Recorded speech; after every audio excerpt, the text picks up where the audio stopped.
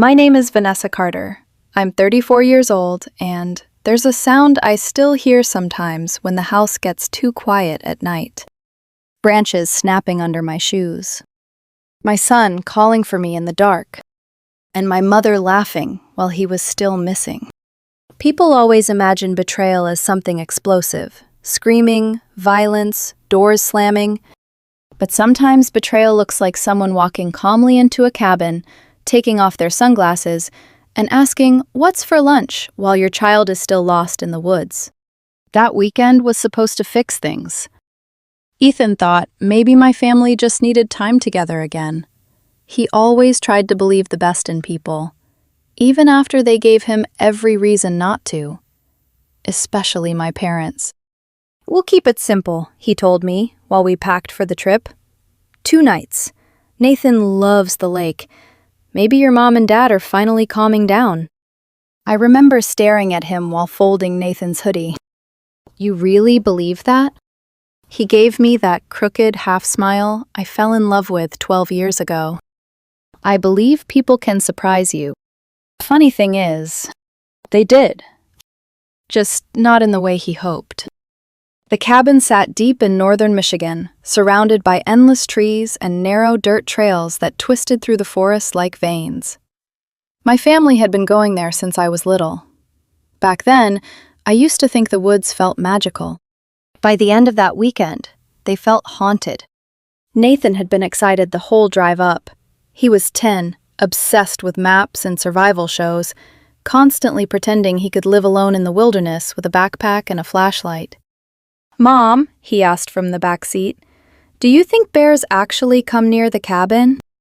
"Only if they hear children whining about homework," Ethan answered. Nathan laughed so hard, soda almost came out his nose. For a little while, things felt normal. That's the dangerous thing about families like mine. They know how to imitate normal. My older sister Rebecca was already there when we arrived. She hugged Ethan first before she hugged me, which somehow irritated me more than it should have. Mom barely looked up from her wine glass when we carried bags inside. "There's my grandson," she said casually. Not my daughter. Not hello. Just ownership.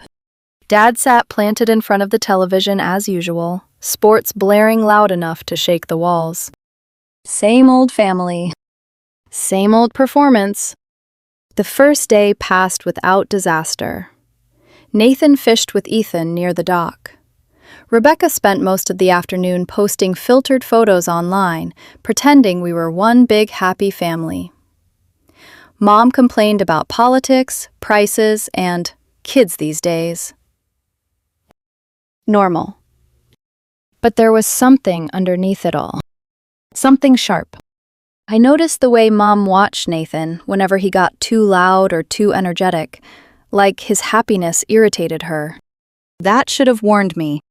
The next morning, Ethan ran into town for groceries while I stayed behind organizing breakfast dishes. Nathan begged to go hiking.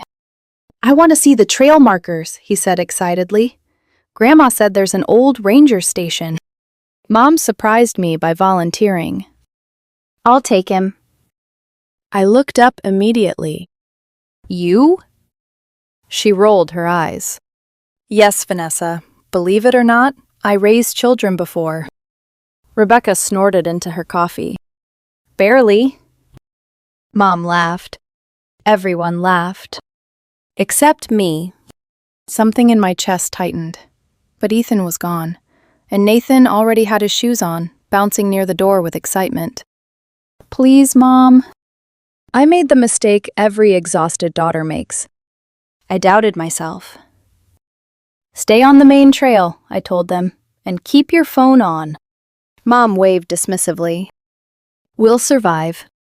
Those were the last normal words I heard all day. At first, I didn't notice how much time had passed. Cabin weekends always moved strangely. One minute you're making coffee, the next the sun is halfway down. I remember glancing at the clock and realizing it had been nearly 3 hours. Then 4. Still no Nathan. No Mom. Rebecca sat on the couch, scrolling TikTok. Aren't they taking a while? She probably found mushrooms or some old tree to lecture him about, she said without looking up. But then the front door opened, and my mother walked in alone. I still remember every detail. The sunglasses dropping onto the kitchen counter, the mud on her boots, the calmness. That was the part that broke something inside me forever. She looked completely calm. "Where's Nathan?" I asked immediately. Mom blinked once like she'd forgotten he existed. "Oh, he's still out there." The room went silent. I felt my stomach drop. "What do you mean he's still out there?" "He wanted to walk back by himself," she shrugged. "Good learning experience." I stared at her. The clock on the microwave read 5:42 p.m. The sun was already sinking behind the trees. "You left him alone?" "He's 10. 4 words. Cold. Empty. Final." Rebecca actually laughed. "Come on, Vanessa. We used to get lost out there constantly." Lost. Like it was cute. Like my son was playing hide and seek instead of wandering alone through miles of forest. I grabbed my jacket so fast, the chair behind me tipped over. "How long ago?" Mom frowned like I was overreacting. "Maybe 4 hours?" I think something in my brain stopped functioning after that. Ethan walked in right as I shoved past her toward the door. One look at my face and he dropped the grocery bags instantly. "What happened?" "They left Nathan alone in the woods." Everything after that blurred. The forest looked different when fear entered it. Bigger. Meaner. The air had turned cold and damp, and shadows stretched between the trees like moving figures. Ethan kept shouting Nathan's name, while I stumbled through brush and mud, barely able to breathe. Every horrible possibility clawed through my head. What if he fell? What if someone took him? What if he thought we abandoned him? I started running. Branches whipped against my arms and face. I barely felt them. Ethan grabbed my wrist at one point. "Vanessa, listen." Far away. A sound. Not crying. Just movement. We followed it deeper into the trees, until we found him sitting beside an old faded trail marker. Alone. His knees pulled against his chest. His little flashlight dead beside him. I'll never forget his face. Not because he was crying. Because he wasn't. Nathan just looked emptied out. Like something inside him had quietly shut down. "Buddy," Ethan whispered.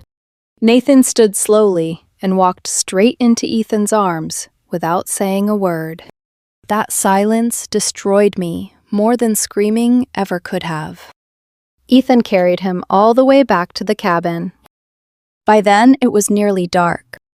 I saw the porch light glowing through the trees, and suddenly felt rage replace fear so fast it almost made me dizzy. Mom sat inside doing a crossword puzzle. Dad watched football. Rebecca laughed at something on FaceTime. None of them even stood up when we walked in.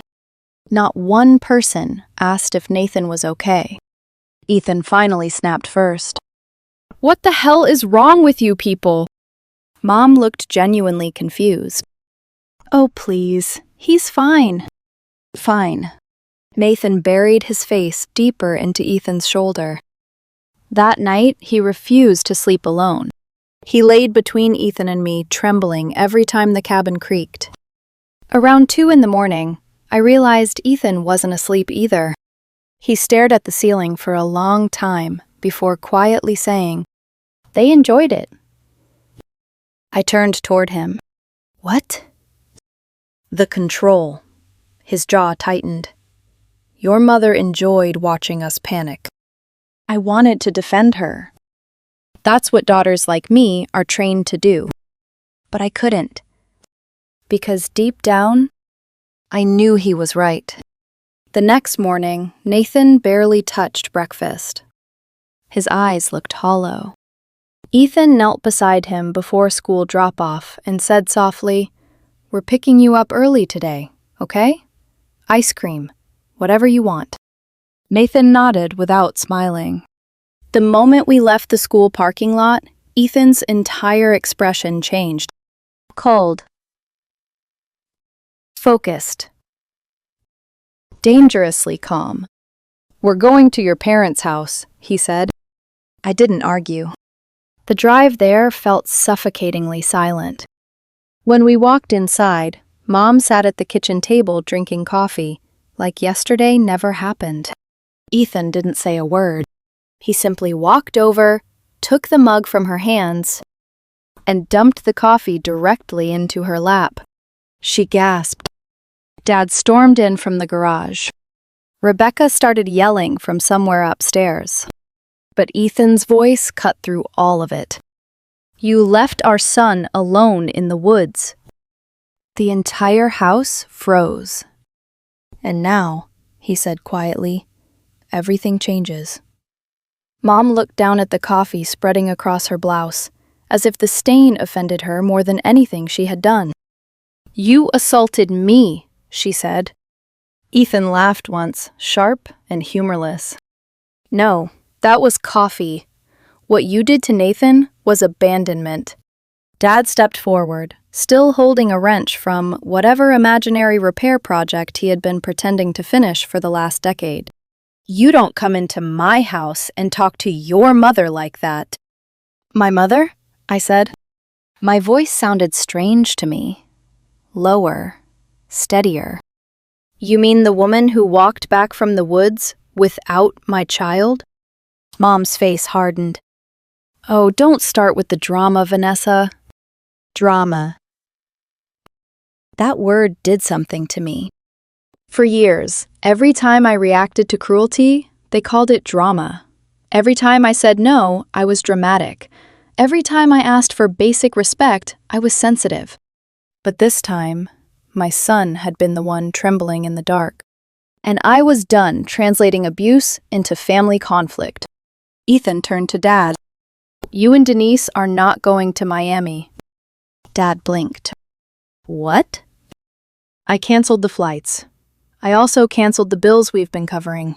Mortgage help, phone plan, utilities, all of it."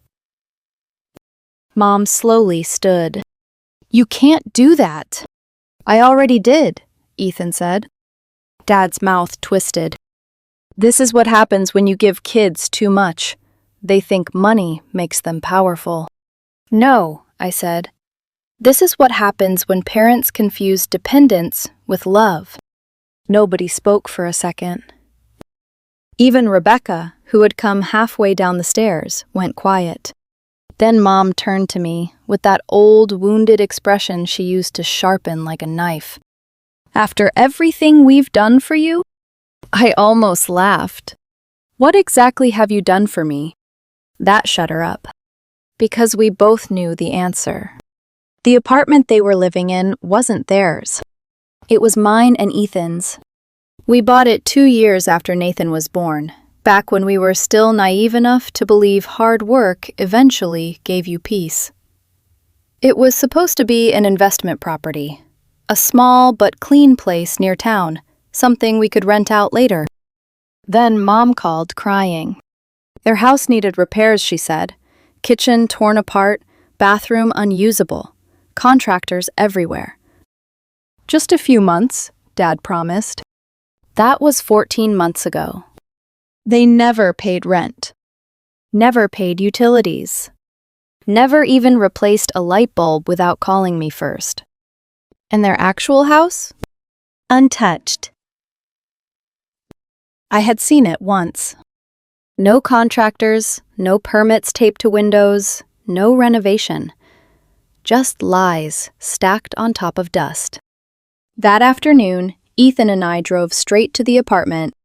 When we pulled up, I stared at the building through the windshield. It looked smaller than I remembered, like my parents' entitlement had somehow made it shrink. They took our savings, I whispered. Ethan turned off the engine. Then we take back the key. Inside, the place smelled like old grease and stale takeout. Boxes filled the hallway, the same boxes they claimed they were almost done unpacking a year earlier. Paint cans sat unopened near the stairs. A hole in the drywall remained exactly where Dad's elbow had gone through it months ago. Mom and Dad were already there. Rebecca must have warned them. Mom sat on the couch, arms crossed, coffee stains still visible on her blouse, like evidence she refused to acknowledge. Dad stood in the kitchen pretending to scrub a pan. I stood in the center of the living room. "You're moving out." Dad looked up. "What are you talking about?" "You have 5 days." Mom laughed. Actually laughed.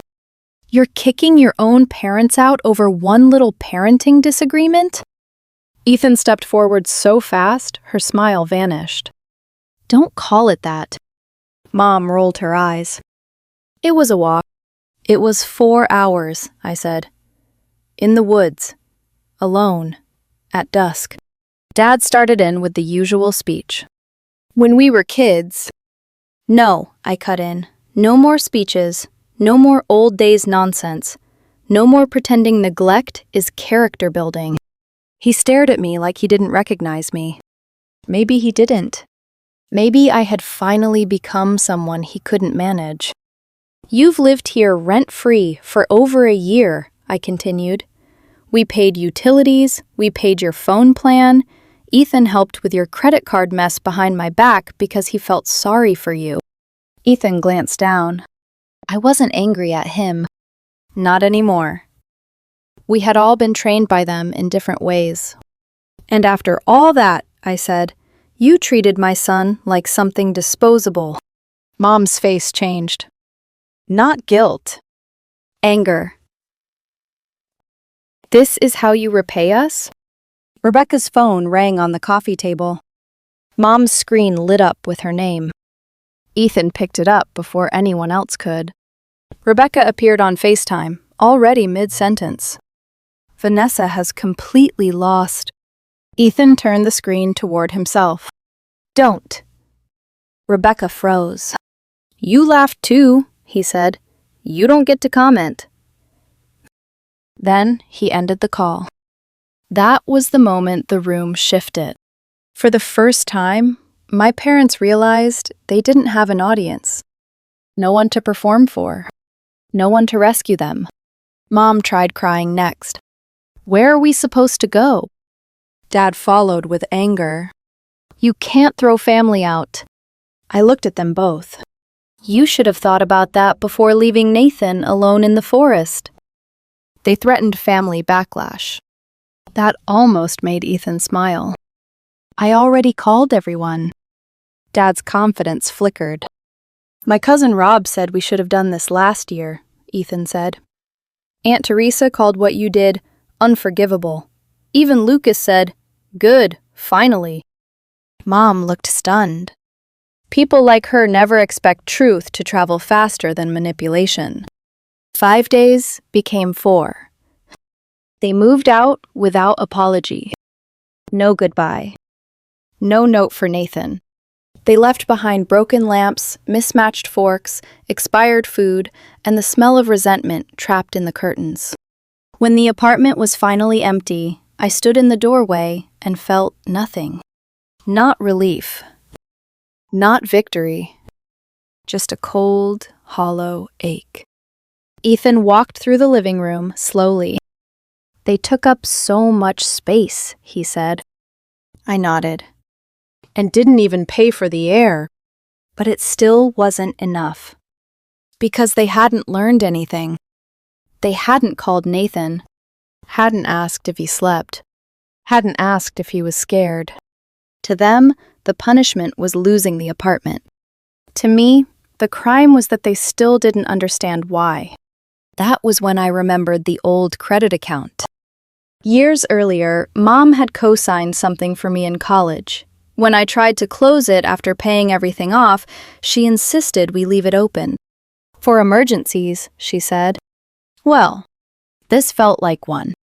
I didn't need the money. That was never the point. The $6,000 loan went into a separate account I never touched.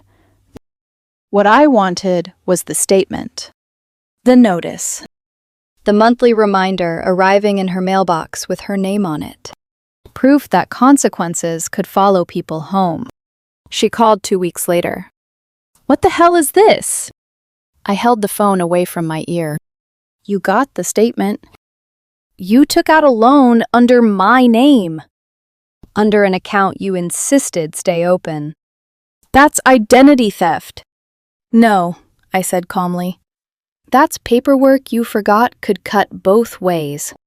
Her breathing turned ragged. "You're doing this out of spite." "No," I said. "I'm doing this because my son sat alone under a tree, wondering if we were coming back." She said nothing. "So every month when that envelope comes," I continued, "I want you to remember the exact moment you decided his fear didn't matter."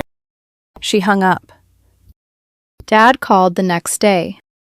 His voice had that fake thunder in it, the kind men use when they've already lost control but still want the room to shake. "You went too far." "No," I said. "You went too far. I just stopped protecting you from the bill." "You think this is over?" I almost smiled.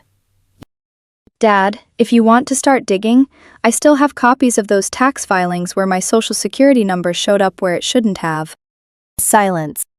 "And Ethan still has records of Mom's unemployment claims from when she was working cash shifts under the table."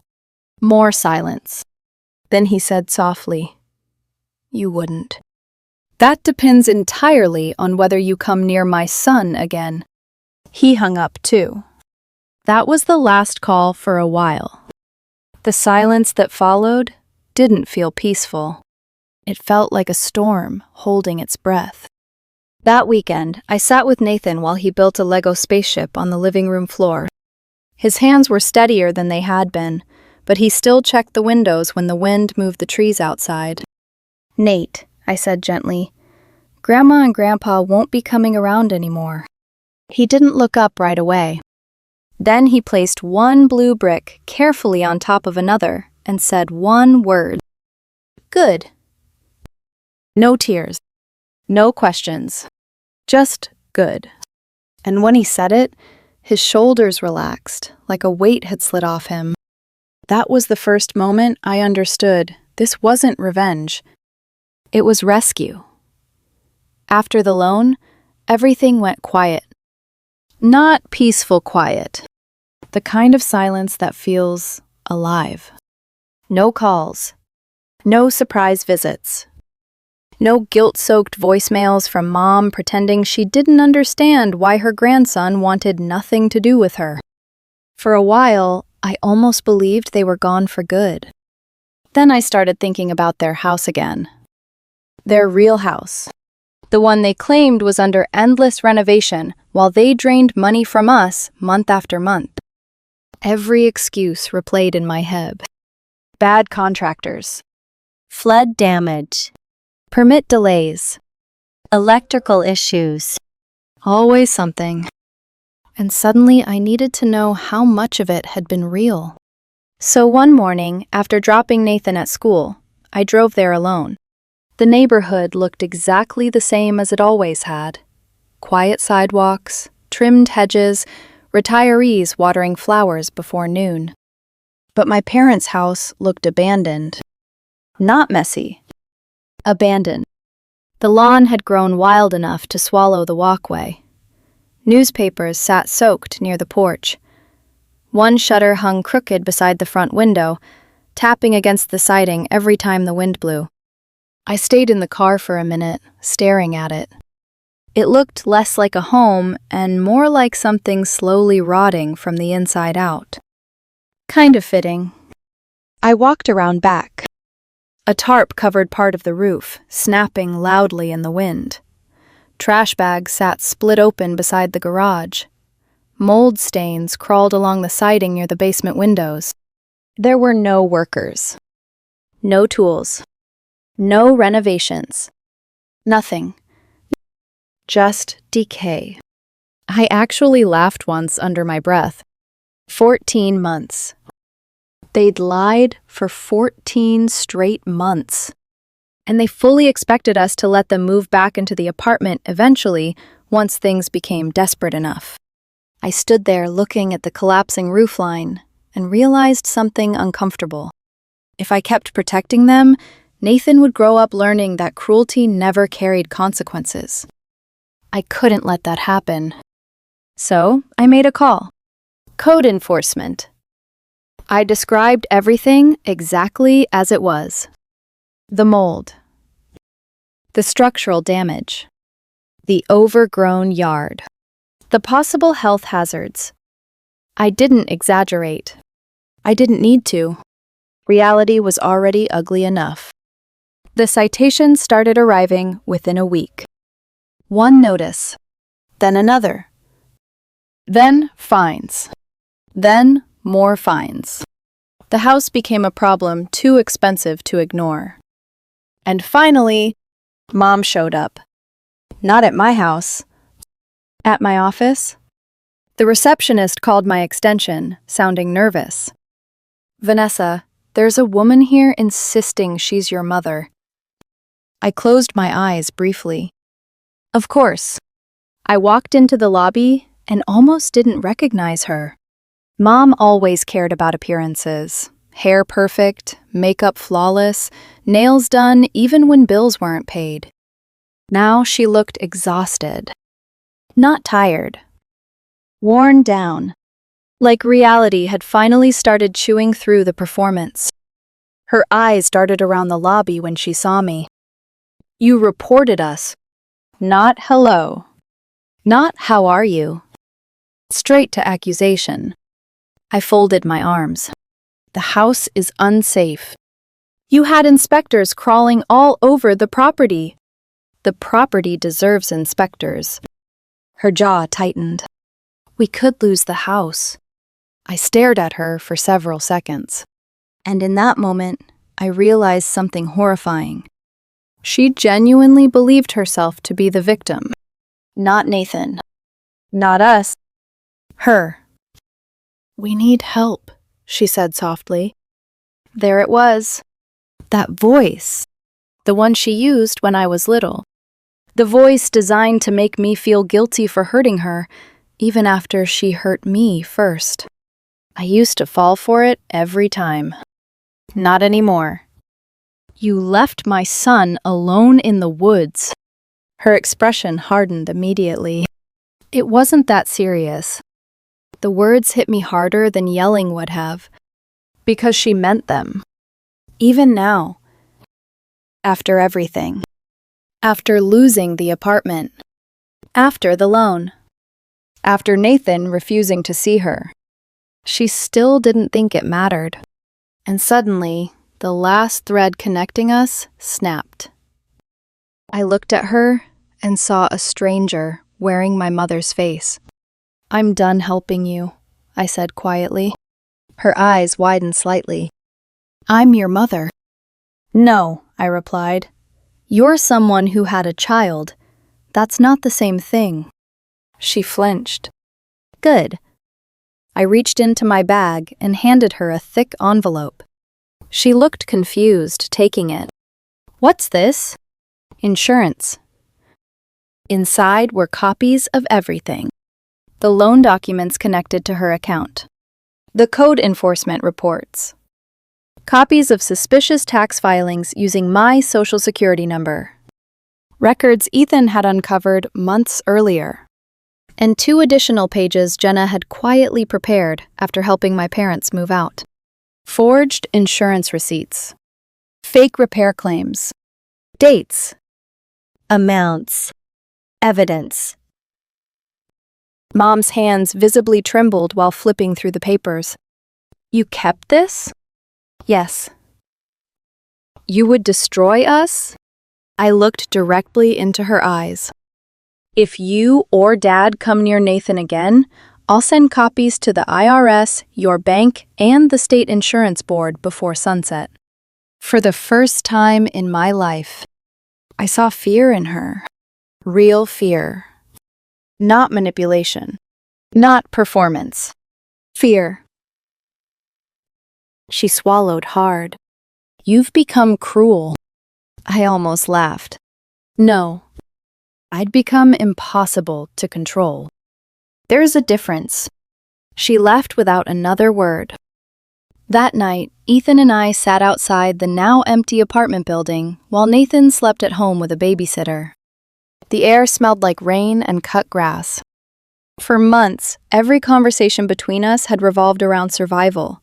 Lawyers, bills, Nathan's nightmares, family damage control. Now there was finally silence. Ethan handed me a beer. She won't stop hating us. I took a sip. I don't care. He leaned back in the lawn chair. She still thinks she's right. I know. That kind of person never changes. I looked up at the dark windows of the apartment. No, I said quietly, but they do eventually run out of people willing to carry them. Weeks passed. Nathan stopped mentioning them entirely. No questions. No sadness. Nothing. Like his brain had quietly filed them under unsafe and moved on. Honestly, he adapted faster than I did. Meanwhile, the extended family started circling. Emails first, then texts. Then passive-aggressive Facebook posts Rebecca conveniently forgot to hide from me. Family deserves forgiveness. They're getting older. You'll regret this someday. I deleted every message. Because nobody asked the important question. What about Nathan? What about the 10-year-old child sitting alone in the forest, wondering why nobody came back? Funny how family loyalty only applies downward. Never upward. Never toward the child. Then came my final move. I called the bank connected to Mom's loan account. Not to destroy her credit completely. Not yet. I simply informed them the account was showing signs of non-payment risk. Enough to flag it. Enough to create pressure. Enough to make the walls feel closer. Mom called that same night. I didn't answer. But she left a voicemail. Vanessa, we're getting letters from the bank now. We don't know what to do. Her voice cracked halfway through. I don't understand how you became this person. Ethan listened to the voicemail beside me at the kitchen counter. Then he deleted it. You know what? He said softly. You became a mother. That sentence stayed with me. Because he was right. Everything I had done terrified me a little. But every decision came back to one image. Nathan alone under that tree. Cold. Waiting. Trusting someone would return for him. That weekend, Ethan suggested we take him hiking. At first, I almost said no. The idea made my stomach tighten. But Ethan picked a safe state trail. Wide paths, clear markers, benches every half mile. Nathan hesitated when we first started walking. He stayed close to us. Too close. Every few minutes, he looked back to make sure we were still there. And every single time, we were. Halfway through the trail, he finally started running ahead a little. Not far. Just enough to feel free. Then he climbed onto a large rock overlooking the trees and shouted, Mom, look! The sunlight hit his face through the branches. No fear. No panic. Just joy. I felt my chest tighten so hard it hurt. Ethan wrapped an arm around my shoulders. He's healing. I watched Nathan laugh at something only he could see. And that was the moment I realized something. The war had already ended. Not because my parents lost. Because my son stopped being afraid. It's strange how disasters end. Not with explosions. Not with dramatic final speeches. Just paperwork. Silence. And people slowly disappearing from your life until one day you realize you haven't thought about them in weeks. The bankruptcy notice arrived on a Tuesday. Certified mail. I opened it at the kitchen table while Ethan cooked eggs and Nathan sat in the living room building some complicated robot kit that covered half the carpet. At first, I thought it was another warning letter. Then I saw the law firm header. Chapter 7. Bankruptcy Filing. I read the pages slowly. Credit cards maxed out. Mortgage foreclosure pending. Unpaid code violations. Outstanding balances everywhere. And right there in the middle of the liabilities section, the $6,000 loan. Mom's name beside it. Everything collapsed faster after that. Like one lie had finally pulled the others down with it. Ethan set a plate beside me, quietly. "That's what it costs," he said. I stared at the papers for a long time. Not satisfied. Not guilty either.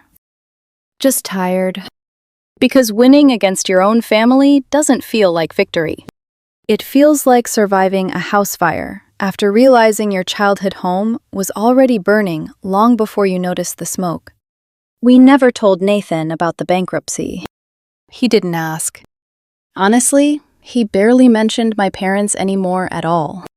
It was almost unsettling how completely he detached from them.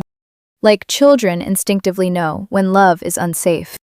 A few months later, his school assigned a family tree project.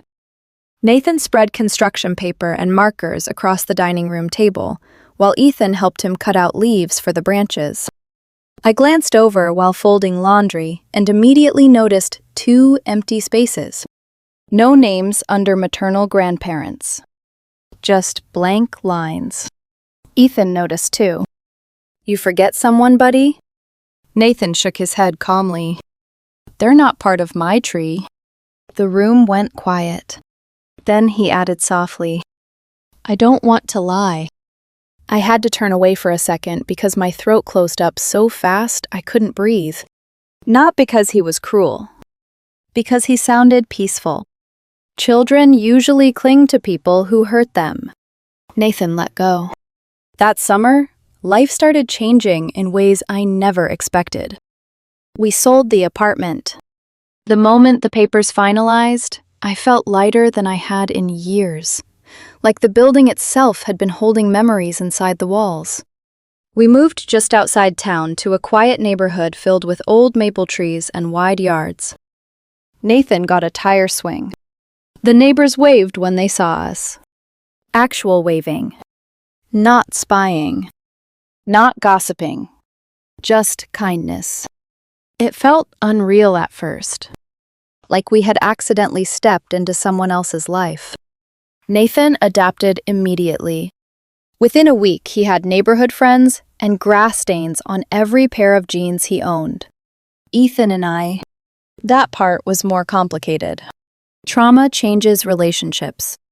People think surviving hardship automatically makes couples stronger. Sometimes it does. Sometimes it just changes the shape of love. We were still loyal to each other. Still protective. Still deeply connected. But somewhere along the way, romance had quietly dissolved into partnership. Neither of us wanted to admit it at first. Then, one evening, Ethan came home thoughtful and distant. We sat on the back porch after Nathan went to bed, listening to cicadas hum in the trees. "There's something I need to tell you," he said. And strangely, I already knew. He had run into someone from college at a bookstore. Her name was Claire. It started with coffee. Then conversations. Then feelings neither of them planned on having. But he came to me before anything crossed a line. That mattered. A lot. I expected anger. Instead, I just felt sad. Not because I was losing him. Because I realized we had already been slowly saying goodbye for months without noticing. We talked until almost sunrise. No screaming. No betrayal. Just honesty. "I still love you," he told me quietly. "I know," I answered. And I loved him too. just differently now.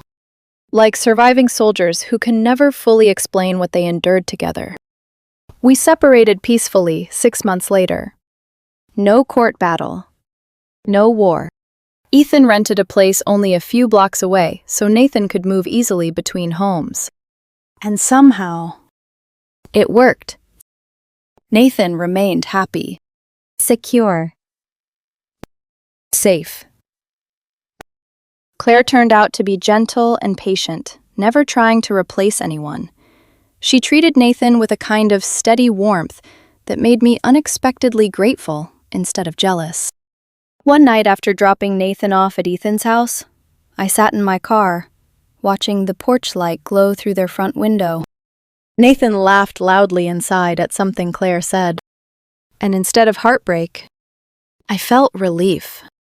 Because after everything my family put us through, peace mattered more than pride. As for me, I rebuilt too. I threw myself into work at first.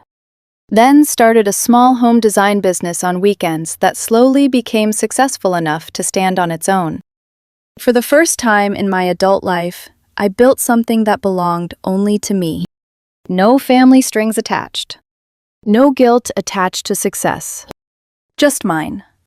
Then one morning, almost a year after the cabin incident, Rebecca texted me. No greeting. No fake apology. Just, they lost the house. They're living in a motel now. I moved out. You were right. I stared at the screen for a long time, then locked my phone and went back to making coffee, because there was nothing left to say. The war was over. Not because I crushed them, because they finally ran out of things to destroy besides themselves. Months later, I drove past the old cabin road by accident during a work trip. The trees looked exactly the same. Tall. Quiet. Indifferent. For a moment, I remembered the panic of running through those woods screaming Nathan's name. Then I remembered finding him. Small body curled beside that faded trail marker, waiting for us to come back. That memory still hurt. Maybe it always would. But now another memory existed beside it. Nathan climbing rocks during our healing hike, laughing in sunlight, looking back only long enough to make sure we were still there. And we were. We always would be. That's the difference between family and ownership. Real love doesn't abandon children to teach lessons. It stays. Even when staying is hard. Especially then. I heard from Rebecca one final time about 6 months later. Mom and Dad were still together somehow, drifting between cheap motels and temporary rentals. Nobody in the family wanted them staying long anymore. Apparently, consequences become less philosophical when they start sleeping on your couch. Rebecca asked if I ever felt guilty. I thought about it carefully before answering. Then I typed the truth. No, I feel free. She never replied. Years from now, maybe Nathan will barely remember the details. Maybe the woods will fade into something blurry and distant. But I hope one thing never leaves him. The certainty that someone came back for him. Because children remember that. They remember who searched, who stayed, who chose them when it mattered most. My parents spent their whole lives believing control was love. They lost everything, proving it. And me? I stopped confusing survival with guilt. That was the real ending. Not revenge. Not victory. Peace.